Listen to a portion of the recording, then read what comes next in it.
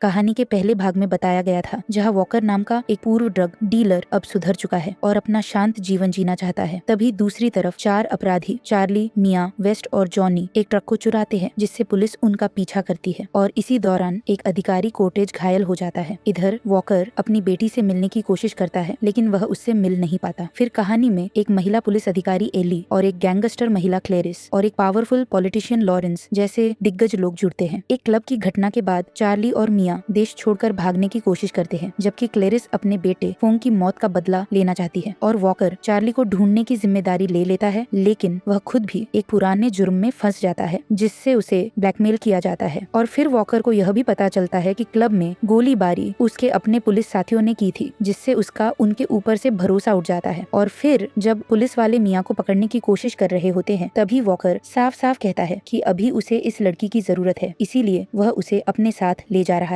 इसी बात पर वॉकर और बाकी पुलिस वालों के बीच झगड़ा शुरू हो जाता है। तभी वहाँ पर क्लेरिस और उसके आदमी भी पहुँच जाते हैं। वे आते ही मिया पर गोली चलाना शुरू कर देते हैं। अब मिया की जान के पीछे दो गुट पड़ जाते हैं, एक तरफ पुलिस वाले और दूसरी तरफ क्लेरिस के गुंडे। लेकिन वॉकर इस बीच मिया को बचाने की पूरी कोशिश करता है। यहीं से एक भयंकर लड़ाई शुरू हो जाती है। कोरियन लोग मिया को मारना चाहते हैं, जबकि पुलिस वाले उसे पकड़ना चाहते हैं। इस वजह से कोरियन गुंडों और पुलिस वालों के बीच भी लड़ाई छिड़ जाती है। वॉकर कई गुंडों को मार मार कर गिरा देता है। मिया भी पीछे नहीं रहती, वह भी अपनी बहादुरी से कई गुंडों और पुलिस वालों को पीट देती है। लड़ाई बहुत देर तक चलती रहती है। इतने में चार्ली भी वहाँ पहुँच जाता है। दरअसल वह अपनी गर्लफ्रेंड मिया को बचाने आया है, लेकिन वॉकर कहता है कि तुम दोनों की जान इस वक्त सिर्फ मैं ही बचा सकता हूँ, इसलिए मेरे साथ चलो। लेकिन बात यही नहीं रुकती। क्लेरिस के लोग और पुलिस वाले इन तीनों पर गोलियां चलाना शुरू कर देते हैं। अब गोलीबारी भी शुरू हो जाती है। फिर वॉकर, मिया और चार्ली तीनों किसी तरह जान बचाकर भागने की कोशिश करते हैं। यहाँ इतना खून बहता है कि ये सीन हॉलीवुड की दमदार फिल्म को भी टक्कर दे देता है। काफी मुश्किलों के बाद तीनों क्लब से बाहर निकलते हैं, लेकिन जैसे ही वे बाहर आते हैं, वहाँ क्लेरिस के और भी ज्यादा गुंडे उनका इंतजार कर रहे होते हैं, जिससे चार्ली और मिया को समझ आ जाता है कि इन गुंडों को उनकी लोकेशन जॉनी ने बताई है, वही जॉनी जिसने पहले कहा था कि वह कुछ नहीं जानता। फिर वॉकर चार्ली और मिया को अपनी गाड़ी में बैठाता है और कहता है कि जल्दी से निकलो, जिससे तीनों गोलीबारी के बीच से गाड़ी लेकर भाग जाते हैं। क्लेरिस के आदमी उन पर गोलियां चलाते रहते हैं, लेकिन वे किसी तरह वहाँ से निकलकर अपनी जान बचा लेते हैं। अब हमें पता चलता है कि जो 3 पुलिस वाले थे, हायस, विंसेंट और जैक, उनमें से हायस नाम का पुलिस वाला इस लड़ाई में मारा गया है। वॉकर अब एली को फोन करता है और बताता है कि विंसेंट, जैक और हायस उस रात चोरी हुए ट्रक के पीछे नहीं थे, वे उस ट्रक के पीछे थे जिसके अंदर ड्रग्स था। वे तीनों किसी भी हालत में वह ड्रग्स पाना चाहते थे। अब कोर्टेज को सब पता चल चुका है, इसलिए ये तीनों उसे मारने की कोशिश करेंगे। तुम फौरन हॉस्पिटल पहुंचो और कोर्टेज की जान बचाओ। एली तैयार हो जाती है और जल्दी से अस्पताल के लिए निकलती है। इसी बीच विंसेंट भी क्लेरिस के भाई चिंग को फोन करता है, जो कि कोरियन गैंग से है। विंसेंट उसे बताता है कि उस रात ट्रक में जो ड्रग्स था उसे फोंग के पास भेजा गया था। अब हमें वो ड्रग्स आधा आधा चाहिए, तुम्हें पता है वो कहाँ है? लेकिन चिंग साफ कह देता है कि अब वह डील खत्म हो चुकी है, मैं यहाँ किसी और काम के लिए आया हूँ। असल में वह कोर्टेज को मारने अस्पताल आया है। एली जब अस्पताल पहुँचती है तो वह सीसीटीवी कैमरे में देखती है कि चिंग बंदूक लेकर अंदर जा चुका है, जिससे एली तेजी से उस फ्लोर की तरफ भागती है। लेकिन तब तक बहुत देर हो चुकी होती है। चिंग कोर्टेज को कई गोलियां मार देता है और कोर्टेज की वहीं पर मौत हो जाती है। अब एली चिंग को पकड़ने के लिए उसके पीछे दौड़ पड़ती है। जब कोर्टेज को मारने के बाद चिंग वहाँ से भाग रहा होता है, तभी वह कोर्टेज की पत्नी को भी गोली मार देता है। लेकिन पुलिस ऑफिसर एली उसे यूं ही जाने नहीं देती और उनके बीच जबरदस्त गोलीबारी होती है। चिंग भागने की कोशिश करता है, लेकिन एली हार नहीं मानती। वह उसे गोली मारकर घायल कर देती है और आखिरकार उसे पकड़ लेती है। वॉकर उस समय जंगल में बने एक केबिन में पहुंचता है और वहाँ से लॉरेंस को कॉल करता है, लेकिन लॉरेंस के फोन का जवाब क्लेरिस देती है, क्योंकि क्लेरिस ने लॉरेंस को पहले ही पकड़ लिया था और उसका फोन भी छीन लिया था। वॉकर फोन पर उसे बता देता है कि तुम्हारा बेटा चार्ली हमारे पास है, आकर ले जाओ। क्लेरिस सब कुछ सुन लेती है और गुस्से में आ जाती है। इधर एली वॉकर को ढूंढने के लिए उसकी पत्नी से मिलने जाती है। वह पूछती है कि वॉकर कहाँ है, क्योंकि वह उसका फोन नहीं उठा रहा। वॉकर की पत्नी बताती है कि वॉकर हमेशा एक खास केबिन में जाता है जो जंगल के अंदर है, और फिर एली उस जगह की ओर निकल पड़ती है। इसी दौरान भ्रष्ट पुलिस वाले विंसेंट और जैक चिंग से मिलने आते हैं, क्योंकि उन्हें अब भी ड्रग्स की डील पूरी करनी है। लेकिन एली पहले ही चिंग को पकड़ चुकी थी और वह वहाँ छिपी हुई होती है। जैसे ही वे पहुँचते हैं, एली इन दोनों पुलिस वालों को भी पकड़ लेती है। दूसरी ओर वॉकर गलती से क्लेरिस को उस केबिन का पता दे देता है, जिससे क्लेरिस के कई गुंडे वहाँ पहुँच जाते हैं और आते ही गोलीबारी शुरू कर देते हैं। अब वॉकर, चार्ली और मिया तीनों के पास बंदूक होती है और वे मिलकर क्लेरिस के आदमियों से लड़ते हैं। यहाँ पर भयंकर लड़ाई होती है और कई गुंडे मारे जाते हैं, लेकिन गोलियां चलती रहती हैं। कुछ गुंडे केबिन के नीचे से भी आने की कोशिश करते हैं, लेकिन वॉकर उन्हें भी मार देता है। फिर वह चार्ली और मिया को पीछे के रास्ते से निकालने की कोशिश करता है, लेकिन बाहर बहुत सारे गुंडे जमा हो जाते हैं, जिससे निकलना मुश्किल हो जाता है। तभी क्लेरिस की एक खास और बहादुर कोरियन लड़की वहाँ आ जाती है। वह बहुत ताकतवर होती है और आते ही वॉकर पर हमला कर देती है। वॉकर लड़ता है, लेकिन वह लड़की उसे बहुत बुरी तरह से मारती है, जिससे वॉकर घायल हो जाता है। और फिर चार्ली और मिया को क्लेरिस के आदमी पकड़कर घसीटते हुए बाहर ले जाते हैं। वॉकर बुरी तरह घायल होते हुए भी हिम्मत करता है और उस कोरियन लड़की को मार देता है। अब क्लेरिस खुद वहाँ आ जाती है। उसके साथ लॉरेंस भी होता है, जिसे उसने अपनी कैद में कर लिया है। फिर क्लेरिस उससे कहती है कि तुम्हारे बेटे ने मेरे बेटे को मुझसे छीना, इसीलिए मैं अब तुम्हारे बेटे से वो छीनूंगी जिससे वो सबसे ज्यादा प्यार करता है, यानी मिया को। वह लॉरेंस को एक बंदूक देती है और कहती है कि मिया को गोली मारो, लेकिन लॉरेंस ऐसा नहीं कर पाता। तभी एली वहाँ पहुँचती है। उसके साथ चिंग और दोनों भ्रष्ट पुलिस वाले विंसेंट और जैक होते हैं। वह क्लेरिस के सामने सच्चाई उजागर करती है कि तुम्हारे बेटे फोंग को इन दोनों पुलिस वालों ने मारा था। तुम्हारा भाई चिंग यह बात जानता था, लेकिन उसने भी सच को छुपाया था। अब क्लेरिस को अपने ही भाई पर बहुत गुस्सा आता है। तभी विंसेंट अचानक बंदूक छीन लेता है और क्लेरिस के एक आदमी को गोली मार देता है। जैक भी बंदूक उठाता है और चार्ली को मारने ही वाला होता है, लेकिन तभी लॉरेंस बीच में आ जाता है और सारी गोलियां उसे लग जाती हैं, जिससे लॉरेंस की वहीं पर मौत हो जाती है। अब वॉकर भी अपनी बंदूक उठाता है और वह भी गोलीबारी करना शुरू कर देता है। अब तक की लड़ाई में बहुत कुछ हो चुका था, लेकिन अब सबसे बड़ा मोड़ तब आता है जब पुलिस वाला विंसेंट बंदूक से क्लेरिस को गोली मार देता है और क्लेरिस की वहीं पर मौत हो जाती है। क्लेरिस के मरते ही उसके गुंडे गुस्से में आ जाते हैं और विंसेंट और जैक इन दोनों भ्रष्ट पुलिस वालों पर हमला कर देते हैं। जवाब में ये दोनों पुलिस वाले कई चाइनीज लोगों को गोली मारकर खत्म कर देते हैं। इसी बीच जैक नाम का पुलिस वाला एली के पीछे पड़ जाता है। वो उसे जान से मारने की कोशिश करता है, लेकिन तभी चार्ली वहाँ पहुँचता है और जैक को गोली मार देता है, जिससे जैक की वहीं पर मौत हो जाती है। अब सिर्फ एक ही भ्रष्ट पुलिस वाला बचा था, विंसेंट। तभी विंसेंट एक बैग उठाता है जो पैसों से भरा हुआ होता है और स्टेशन की ओर भागने लगता है ताकि ट्रेन पकड़कर वहाँ से भाग सके, लेकिन वॉकर उसका पीछा करता है। ट्रेन के पास पहुँचते ही वॉकर पीछे से विंसेंट को गोली मार देता है, मगर उसी समय विंसेंट भी पलटकर वॉकर को गोली मार देता है, लेकिन विंसेंट मौके पर ही मर जाता है और वॉकर भी गंभीर रूप से घायल होकर जमीन पर गिर जाता है। इधर चार्ली और मिया वहाँ से एक गाड़ी लेकर भागने का फैसला करते हैं, लेकिन एली उन्हें रोकती है और कहती है कि अगर तुम दोनों जेल में रहोगे तो ज्यादा सुरक्षित रहोगे, क्योंकि क्लेरिस के बाकी गुंडे अब भी जिंदा हैं और बदला लेने के लिए पीछे पड़ सकते हैं। लेकिन चार्ली और मिया उसकी बात नहीं मानते और अपनी गाड़ी लेकर वहाँ से निकल जाते हैं। एली अब घायल वॉकर के पास आती है। वह कहती है कि अब तुम्हें कुछ साल जेल में रहना पड़ेगा, लेकिन मैं तुम्हारी बेटी के लिए जो गिफ्ट तुमने लिया है वह उसे दे दूंगी। इस पर वॉकर जवाब देता है, मैं ऐसी नौबत कभी नहीं आने दूंगा। इसके बाद बहुत सारी पुलिस वहाँ पहुँच जाती है और अब सब कुछ शांत हो चुका है, लेकिन वॉकर की हालत सीरियस होती है और कहानी यहीं पर एक रहस्यमयी मोड़ के साथ खत्म हो जाती है, जहाँ यह साफ नहीं होता कि वॉकर जिंदा बचेगा या नहीं।